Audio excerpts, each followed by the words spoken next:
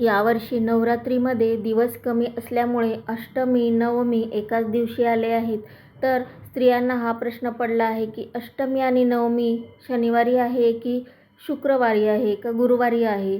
तर उपवास हा शुक्रवारी करायचा आहे का गुरुवारी करायचा आहे. तर आजच्या व्हिडिओमध्ये आपण जाणून घेऊया. नमस्कार, मी जयश्री आणि तुम्ही पाहताय मुंबईकर मराठी. तर परत एका नवीन व्हिडिओमध्ये आपल्या सर्वांचे खूप खूप स्वागत आहे. तर गुरुवारी सप्तमी आहे, म्हणजेच सप्तमीला हा उपवास सोडायचा नसतो. तर गुरुवारी सप्तमी असल्याकारणाने या दिवशी आपण उपवास नाही पकडू शकत. तर हे सप्तमी सकाळी 12 वाजेपर्यंत संपणार आहे आणि अष्टमी लागणार आहे. म्हणून उद्याचा म्हणजेच शुक्रवारी आपल्याला 11 तारखेला अष्टमी लागणार आहे. म्हणूनच याच दिवशी अष्टमीचा आपल्याला उपवास पकडायचा आहे. आणि तर आपल्याला म्हणजेच शुक्रवारी 11 तारखेला हा उठता उपवास पकडायचा आहे. ज्यांचे 9 दिवसांचे उपवास आहेत त्या दिवशी 11 तारखेला त्यांचा हा उपवास सुटला जातो. पण जे बसता उठता उपवास करतात तर त्यांचा हा 11 तारखेला उपवास असतो. याच दिवशी आपल्याला परड्याही भरून घ्यायच्या आहेत.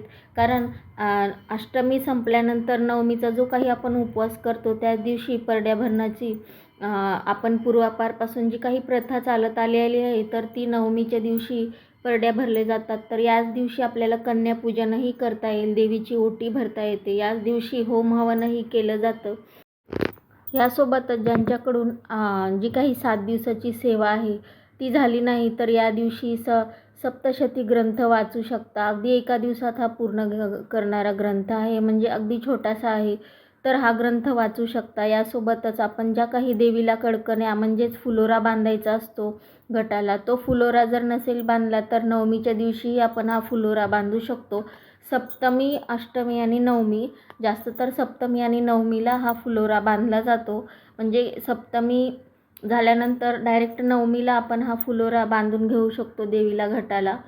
आपण ज्या दिवशी घट बसवले त्याच दिवशी आपण देवांची पूजा केली होती. म्हणजे जवळजवळ 8 दिवस आपण देवाला विश्रांती दिली होती. म्हणजे आपण घटांची पूजा करत होतो पण देवाची पूजा ही केली जात नाही घटाच्या दिवसामध्ये. म्हणून आपण ज्या दिवशी घट बसतात त्या दिवशी देवाला स्वच्छ आंघोळ घालून खायच्या पानावर आपण त्यांची पूजा करत असतो. तर आता ज्या दिवशी उठता उपवास आहे तर उठता उपवासा दिवशी आपल्याला परत देवांना स्वच्छ आंघोळ घालून त्यांना पितांबरीने छान घासून आणि आंघोळ घालून आपल्याला परत खायच्या पानांवर देवांची पूजा करायची आहे. फुलं वगैरे वाहून घ्यायची आहे.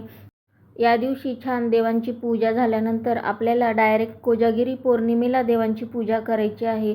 म्हणजे जेव्हा उद्या देवांची पूजा केल्यानंतर आपल्याला देवांची कोजागिरी पौर्णिमेपर्यंत देव हलवायचे नसतात. कोजागिरी पौर्णिमेला डायरेक्ट पूजा करायची असते. म्हणून उद्याच्या दिवशी आपल्याला खायच्या पानांवर देवाची पूजा करून घ्यायची आहे.